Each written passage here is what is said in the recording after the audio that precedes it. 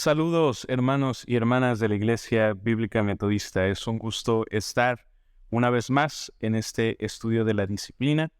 Después de 2 semanas que tomamos libres para que las iglesias y los miembros, los diferentes ministerios pudieran participar de las diferentes actividades que normalmente están asociadas a estas semanas, en donde recordamos la muerte y la resurrección de Jesús. Por eso es que estas últimas 2 semanas no habíamos tenido actividad del estudio de la disciplina, pero hoy reanudamos con un tema importantísimo, que es el tema de la salvación. Y lo vamos a hacer en 3 puntos: en la creación, el problema del pecado y la solución. ¿Qué es lo que dice la declaración de fe de nuestra disciplina? Dice así: creemos que la salvación es un don de Dios, traído al hombre por gracia y recibido libremente por medio de la fe, y no por nuestras propias obras. Dios justifica por gracia, regenera a todos los que se arrepienten de sus pecados y creen en Jesucristo como Señor y Salvador, y los sella como suyos con el Espíritu Santo. Como hijos de Dios son restaurados a la comunión con Él, liberados de la pena del pecado, así como de su práctica voluntaria. Son inicialmente santificados y se les da la seguridad de la salvación por el Espíritu Santo que mora en ellos. Hay varios temas importantísimos que están siendo resaltados aquí. Se nos habla acerca de la importancia de la gracia en el proceso de la salvación. Se nos habla también de la fe. Se nos habla también acerca de la justificación, de la regeneración, del arrepentimiento. Se habla acerca de cómo recibimos al Espíritu Santo como sello de la salvación. Se nos habla de la adopción, de la restauración, de la adopción como parte de sus hijos. Se nos habla de la santificación inicial y de la seguridad que nosotros como cristianos podemos tener. Si ustedes prestan atención a cada uno de los versículos que están citados después de cada afirmación de esta declaración, nos damos cuenta que el estudio de la salvación es amplio, súper extenso, y es algo de lo glorioso que es el acto de Dios en la salvación del hombre, en la liberación del pecado, y es algo que nos motiva a nosotros a profundizar en este tema. Si nosotros quisiéramos estudiar de cada uno de estos aspectos de la salvación, pues podríamos tomarnos 1 o 2 años. Sería inagotable el tema. Hoy vamos a centrarnos un poco en el estudio extenso a través de la narrativa de las Escrituras. Hoy vamos, a través de este estudio de la salvación, tal vez no vamos a poder tocar todos los puntos que quisiéramos, pero vamos a poder resaltar los temas importantes a través de toda la historia que nos presenta la Biblia. Y lo vamos a hacer también en conexión con lo que ya hemos estudiado acerca del pecado y acerca de Dios Hijo, que son temas que están íntimamente relacionados. En nuestro estudio del pecado, nosotros comenzamos diciendo que hay buenas nuevas. La Biblia comienza con 2 capítulos de buenas nuevas. Podríamos decir que la Biblia comienza con la declaración de lo que es el Evangelio. Dios creó este mundo bueno, como dice todo el capítulo 1. Vio Dios lo que había creado y dijo que era muy bueno también. Al final lo termina enfatizando. Son buenas nuevas, son buenas noticias lo que encontramos en los primeros capítulos. Y en el clímax de esa creación nosotros encontramos al ser humano. Y encontramos estos versículos en el capítulo 1, donde Dios dice: hagamos al ser humano a nuestra imagen y semejanza, para que domine sobre los peces del mar y sobre las aves del cielo, sobre los animales domésticos, sobre los animales salvajes y sobre todos los reptiles que se arrastran por el suelo. Y creó Dios al ser humano a su imagen, a imagen de Dios lo creó. Hombre y mujer los creó. Y los bendijo Dios diciéndoles: sean fecundos y multiplíquense, llenen la tierra y sométanla. Aquí encontramos una declaración teológica bastante profunda. Varias personas han sido las que han notado que este pasaje ya nos empieza a apuntar a una vocación doble que tiene el ser humano, tanto hombre como mujer, y es la de, en primer lugar, ser representantes de Dios a través de ser la imagen de Dios. Nosotros utilizamos imágenes todo el tiempo. Nosotros utilizamos fotos, especialmente, que son las más populares, pero también tenemos videos, también tenemos pinturas, etc. Nuestro mundo está rodeado por imágenes que nosotros vemos constantemente. En nuestro celular, por ejemplo, podemos guardar fotos de personas que amamos, lugares, que nosotros hemos disfrutado y eventos en los cuales nosotros hemos participado. Tenemos fotos de personas, de lugares, de nuestras mascotas, etc. Estas fotos son imágenes que nos traen a mente lo que nosotros amamos, lo que nosotros apreciamos, en donde nosotros hemos disfrutado algo importante. Bueno, el hecho de que nosotros seamos la imagen de Dios nos apunta a que nuestra labor es muy similar a las fotos que nosotros tenemos en nuestro celular. Debemos de nosotros guiar la imagen, el pensamiento de nuevo a Dios. Cuando los seres humanos alrededor de nosotros, cuando el resto de la creación nos ve a nosotros, tiene que ver y recordarse de Dios mismo. Cuando vea nuestras acciones, tiene que recordarse de nuestro amor, pero al mismo tiempo tiene que ver el amor de Dios a través de nosotros, la misericordia de Dios a través de nosotros, la justicia de Dios a través de nosotros, etcétera, etcétera, etcétera. Somos nosotros imagen de Dios en el sentido de que lo representamos. Por eso es que Dios no quiere que se haga imagen de Él en el sentido de ídolos, porque nosotros ya somos la imagen. Él nos puso a nosotros para representarlo a Él. Imágenes que pueden verdaderamente dar a entender todo el carácter de Dios de manera limitada, pero que ayuda a que la gente voltee a ver a Dios mismo. Y en segundo lugar, el segundo aspecto de esta vocación es la de ser reyes de esta tierra. Ya lo habíamos enfatizado también cuando hablamos acerca del pecado. Se nos dice constantemente en este pasaje que los seres humanos deben dominar a los peces, a los animales, etc. Pero también más adelante se va a decir que Dios les da también hasta las semillas, la tierra, los árboles, las plantas. Toda la creación debe ser dominada por el ser humano. Dice al final también, sean fecundas, multiplíquense, llenen la tierra y sométanla. Sean reyes de esta tierra. Es decir, lo que se nos empieza a apuntar en los primeros capítulos de Génesis es que nosotros como seres humanos somos reyes y sacerdotes. Reyes en el sentido de gobernar la tierra y sacerdotes en el sentido de ser representantes e intermediarios de Dios. ¿Qué pasa? Cuando estudiamos el pecado dijimos que encontramos el origen aquí, en el momento en el que el ser humano, la mujer y el hombre, son tentados para ser no imágenes de Dios, sino iguales a Dios, para que ellos usurparan el lugar de Dios. Vemos que la serpiente les dice, no, realmente las cosas como Dios les dijo, si ustedes coman del árbol del conocimiento del bien y el mal, no van a ser como Él las mencionó. Ustedes van a ser iguales a Dios.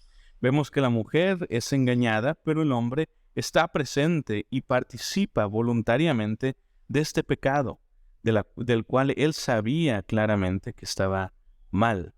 Ellos buscan ya no ser representantes de Dios, ya no ser gobernadores de esta tierra, sino obedecer a parte de la creación como era la serpiente y tratar de usurpar el lugar de Dios. Esto causa, en Génesis 3 se nos menciona, que haya una doble consecuencia, que haya en primer lugar la separación de Dios y el hombre. Dice el pasaje que Dios, el Señor, los expulsó del jardín del Edén para que labrasen la tierra de la cual habían sido formados. El jardín del Edén era el lugar donde Dios manifestaba su presencia y el lugar donde el ser humano incluso comenzó a ocultarse de la presencia de Dios. Bueno, Dios se separa de ellos, los expulsa del jardín y no les da acceso, como dice al final de este párrafo, no les da acceso al árbol de la vida, no les da acceso al árbol que les podía proveer la inmortalidad, como lo vemos aquí también en este pasaje. ¿Qué es lo que empezamos a ver aquí? Vemos una doble consecuencia. Muerte física a través de la separación del árbol de la vida y muerte espiritual a través de la separación de Dios. Vemos entonces a estos seres humanos completamente fracasados. Este es el primer gran significado de lo que encontramos en Génesis 3. La vocación del ser humano de ser imagen de Dios se ve afectada. Los seres humanos somos reyes y sacerdotes fracasados. No pudimos gobernar correctamente y no pudimos ser buenos intermediarios porque quisimos usurpar el lugar de Dios. El pecado, en segundo lugar, es introducido al mundo. El pecado es el nuevo gobernante, el nuevo rey. Así lo vemos que David lo expresa en Salmos 119, 133, donde él pide no ser más parte del gobierno de este pecado. El humano no puede representar al Dios Santo ahora, porque tiene pecado. Número 3, la muerte es introducida al mundo. La muerte es la nueva gobernante también. 1 Corintios 15, 24 al 26, el pasaje que habla de la resurrección, se nos dice que a través de la resurrección Jesús por último pondrá fin al último gran enemigo, que es la muerte. El humano, bajo la muerte, no puede representar al Dios creador de la vida. Entonces vemos esto, unos reyes y sacerdotes fracasados por su pecado y fracasados por la muerte que los caracteriza.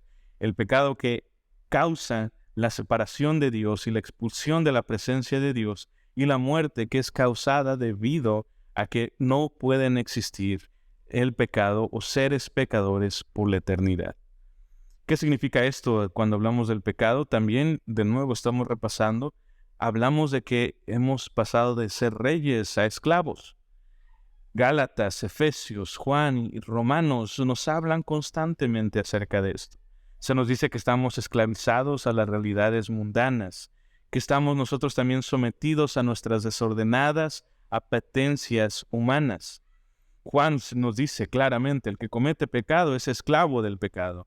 Y Romanos nos habla que cuando nosotros recibimos el Espíritu de Dios, ya no somos más esclavos que antes éramos cuando teníamos o estábamos bajo el régimen del miedo. El reino del pecado y la muerte en la vida del ser humano significan muchas cosas. Significa, en primer lugar, que no podemos hacer nada por nosotros mismos para obtener nuestra liberación. Somos esclavos ahora. Hemos sido esclavizados. Todos somos participantes del pecado que nos esclaviza, nos separa de Dios y nos conduce a la muerte. Salmo 51:5, un pasaje famoso que habla acerca de cómo todos los seres humanos somos formados bajo un régimen del pecado, bajo el reino del pecado. Romanos 3, 10 al 12 nos habla que todos nosotros hemos participado de ese mismo pecado que nos separa de Dios. Todos hemos pecado y hemos formado parte del reino que busca llevar a toda la creación de Dios a su completa destrucción.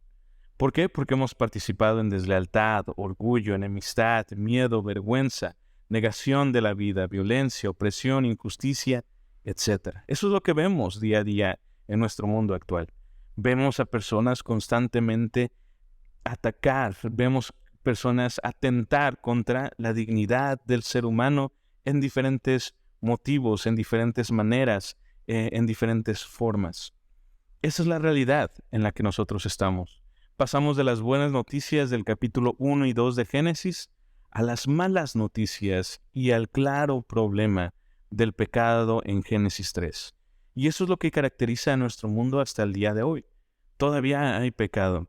Y pareciera que todo lo que Dios dijo que era muy bueno, cada vez está siendo más y más atacado.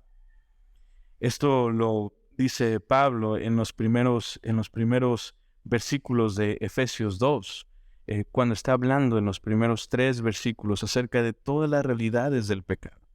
Pero comenzando con el versículo 4, él dice, pero no es el fin de la historia. Pero hay algo más que se ha hecho. Pero hay alguien más que ha actuado. Y lo dice que Dios, pero por su gran amor, Dios ha provisto liberación y vida. Vemos esto en Mateo, por ejemplo, que Dios provee a un Salvador, a un liberador, a un libertador. Mateo 1:21 se nos presenta el anuncio del nacimiento de Jesús y precisamente dice este versículo que se llamará Jesús porque Él salvará a su pueblo de su pecado. Este Salvador no es cualquier persona, no es un ser humano como usted y como yo. Este es el Salvador, Dios mismo, encarnado en este mundo en el que nosotros vivimos. El Dios hombre, el que ya hablamos en el estudio de Dios Hijo. Mateo 1:22 al 23, la continuación del versículo 21, se nos dice que este Jesús no solo es Jesús, sino que también es Emmanuel. Dios mismo está con nosotros. Juan capítulo 1, versículo 1 y 14 se nos habla acerca del Verbo, que el Verbo estaba con Dios, que el Verbo era Dios. Y el versículo 14 dice, y este Verbo vino y habitó en medio de nosotros. Y todo el resto de Juan nos va a hablar acerca de la gloria y la divinidad de este Salvador, de este hombre que viene, que por amor de Dios, Juan 3:16, viene y entrega su vida para que nadie se pierda, sino que todos podamos tener, ¿qué? Vida eterna. Solo Jesús, completamente humano y completamente Dios, podía cumplir con la vocación de ser rey y sacerdote de esta creación. Él es el que vimos que no solo viene a derramar sangre verdadera al ser humano verdadero, sino también a poder ser el sacrificio suficiente para poder limpiar nuestros pecados, y por eso tenía que ser Dios verdadero, sino que también viene a cumplir con la vocación en la que nosotros como seres humanos también habíamos fracasado. Nosotros éramos los reyes y sacerdotes de esta tierra, pero Él en su encarnación viene a cumplir con esta vocación. ¿Cómo lo sabemos? Porque es lo que nos presenta la Escritura. De nuevo, la narrativa de las Escrituras nos lo dice vez tras vez. Jesús no solo es el sacerdote, sino un sumo sacerdote. Y este es el tema de Hebreos. Nos va a decir en uno de los pasajes más claros y de mis favoritos, nos dice, y lo mismo que los hijos comparten una misma carne y sangre, también Jesús las compartió. Es decir, se hizo carne y sangre, es la encarnación del Dios Hijo, para poder así con su muerte reducir a la impotencia al que tiene poder para matar, es decir, al diablo. ¿Y qué? Y liberar a quienes el miedo a la muerte ha mantenido de por vida bajo el yugo de la esclavitud. Porque no es a los ángeles, sino a la descendencia de Abraham, a quien vino a tender una mano. Por eso tenía que ser en todo semejante a los hermanos, ya que de otra manera no podría ser un ¿qué? Sacerdote compasivo y fiel en las cosas que se refieren a Dios, ni podría obtener el perdón de los pecados del pueblo, precisamente porque Él mismo fue puesto a prueba y soportó el sufrimiento, puede ahora ayudar a quienes están siendo probados. Esto es Hebreos 2, 14 al 18. Hebreos 4:14, habla acerca de este sumo sacerdote también. Él es el que viene a actuar como intermediario, el que viene a poner fin a nuestros pecados, el que presenta el sacrificio verdadero que puede lavar por completo nuestra condena al pecado.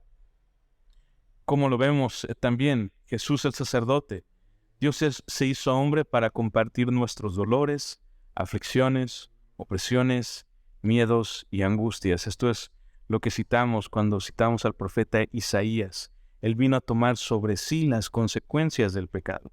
En su rol de intermediario, de sacerdote entre Dios y la creación, Él murió llevando las consecuencias de nuestros pecados. Él es el sacerdote compasivo y fiel que se entrega a sí mismo como único sacrificio perfecto, santo y real. Y el propósito de todo esto era para que, como dice el pasaje, que nosotros pudiéramos encontrar liberación, ser liberados de el miedo a la muerte y poder obtener nosotros el perdón de pecados. Hebreos 2 nos dice que Jesús experimentó la encarnación y la muerte con el propósito de reducir a la impotencia al que tiene el poder para matar, es decir, el diablo. Esto quiere decir que ese viernes en el que murió Jesús fue el día en que la revolución comenzó, el día en que el pecado y la muerte y el enemigo comenzaron a perder su poder. Habíamos hablado que los seres humanos eran los reyes de esta tierra y que a través del pecado vinieron a gobernar la muerte, el pecado y el enemigo. Pero ahora viene a decir Hebreos 2, Él entregó su vida para reducir a la impotencia, es decir, quitarle el poder a esto. Y esto es, en nuestras palabras comunes, corrientes, una revolución que Jesús viene a hacer. Viene a quitar el señorío de la muerte y el pecado, y viene Él a apropiarse de esta misma gloria, ser el Señor de esta tierra. Y esto lo vemos muy claramente en Efesios 1, 16 al 23, que nos dice así: es el poder que Dios desplegó en Cristo, al resucitarlo triunfante de la muerte y sentarlo en el cielo junto a sí, por encima de todo que principado, potestad, autoridad y dominio, y por encima de cualquier otro título que se precie de tal, no solo en este mundo presente, sino también en el futuro. Todo lo ha puesto Dios bajo el dominio de Cristo, constituyéndolo cabeza suprema de la Iglesia, que es el cuerpo de Cristo y como tal, plenitud del que llena totalmente el universo. ¿Qué nos está diciendo este pasaje en pocas palabras? Si lo pudiéramos gritar y afirmar, es que la resurrección de Cristo es la prueba definitiva de la derrota de la muerte y de la derrota del pecado. Ya no son ellos los que gobiernan este mundo. Ya no son ellos los que son la máxima autoridad. Todavía pueden estar trabajando, todavía pueden tener influencia sobre muchas personas, todavía pueden estar ocasionando malas consecuencias, pero es Cristo. Nos dice Efesios que Él ya está reinando. Él ya es triunfante sobre la muerte. Y ya todo Dios lo ha puesto bajo el dominio de Cristo. Tenemos un nuevo Rey, el Rey Jesús, que ha ganado esta batalla a través de su resurrección y que nos promete que en el futuro ganará por completo la guerra. Y eso es las buenas noticias que también encontramos en el libro de Apocalipsis. Él ha vencido a través de su propia resurrección a la muerte y el pecado, y ha ganado esa batalla, y por eso nos promete a nosotros: en el futuro ustedes también van a poder disfrutar de la resurrección, donde el pecado y donde la muerte ya no tendrán más lugar en la vida del cristiano. El Señor resucitó, eso es lo que celebramos domingo con domingo. Por eso le llamamos domingo, el día del Señor. Y lo encontramos en estos pasajes también que lo resaltan todavía más, de manera más clara. Nuestro Salvador Jesucristo, el cual quitó la muerte y sacó a luz la vida y la inmortalidad por el Evangelio. La buena noticia, nos va a decir Romanos, acerca de su Hijo, descendiente en cuanto a hombre de David y manifestado en virtud de su resurrección de entre los muertos como Hijo poderoso de Dios por la fuerza del Espíritu Divino. Me refiero a Jesucristo, Señor nuestro. 1 Corintios 15:4, el capítulo de la resurrección, nos dice que Jesús fue sepultado y que resucitó al tercer día, conforme a las mismas escrituras que hablaban acerca de su muerte. Esto tiene que ver con nuestra concepción del Evangelio, de las buenas noticias de salvación y liberación. El Evangelio, las buenas noticias que nos presentan las Escrituras, se pueden reducir a una frase: Jesús es el Señor. Es decir, Jesús es el Rey de todo lo que existe. Jesús es Rey de mi planeta, de mi país, de mi comunidad, de mi familia, y Jesús es Rey y Señor de mi vida. Por eso Romanos 10 dice, esta es la palabra de fe que predicamos y que afirmamos, que si confesamos con nuestra boca, ¿qué cosa? Que Jesús es el Señor, y creemos en nuestro corazón que Dios lo levantó de los muertos, es decir, su resurrección, seremos salvos. Porque con el corazón se cree para justicia, pero con la boca se confiesa para salvación. Nosotros podemos declarar que Jesús es el Señor, porque creemos que en su muerte y en su resurrección, Él venció a la muerte y al pecado.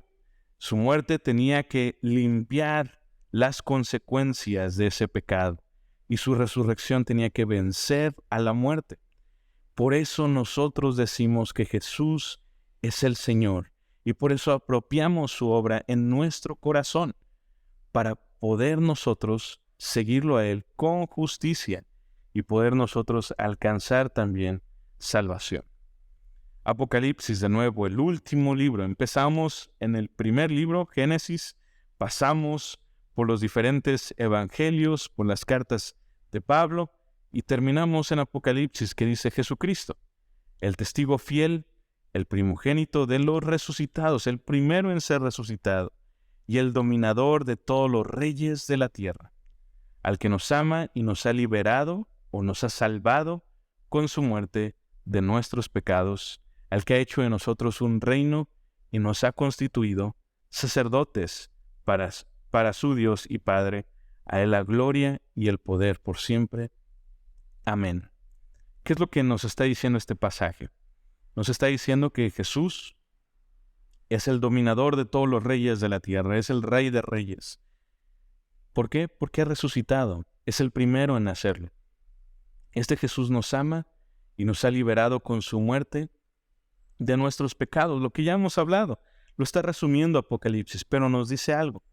Nos ha hecho a través de esto, a través de su muerte y de su resurrección, reyes y sacerdotes. Nos ha hecho un reino para que nosotros podamos volver a ser los intermediarios entre Dios y la creación que debíamos hacer desde el principio. Nuestra salvación no es un fin en sí mismo.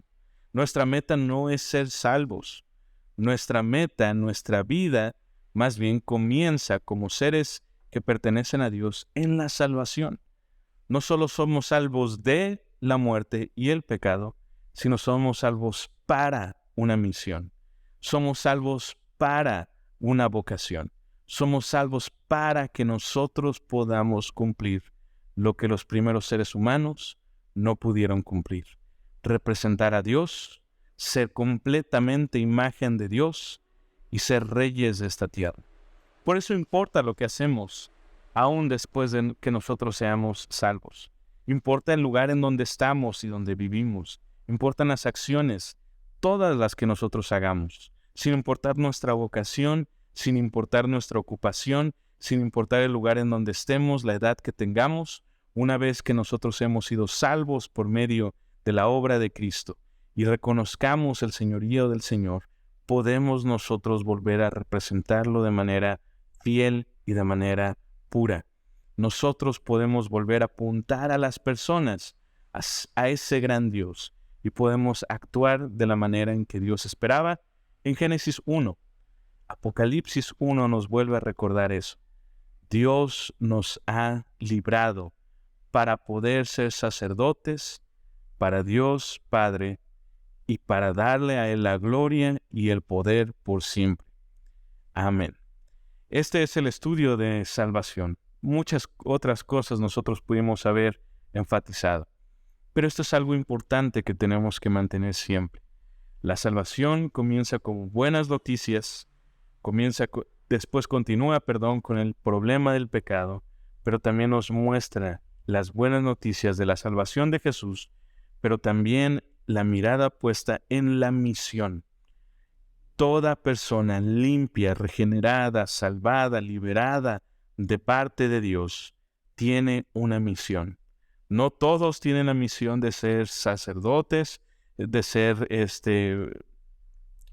ser pastores, de ser predicadores, de ser misioneros, de ser maestros, pero todos tienen la misión de representar a Dios en los lugares en donde estén completamente. Y eso significa ser reyes y sacerdotes verdaderos de Dios. Dios los bendiga, hermanos, y estaremos estudiando la siguiente semana el artículo 9 de nuestra declaración de fe, que tiene que ver con la entera santificación o entera consagración. Dios los bendiga.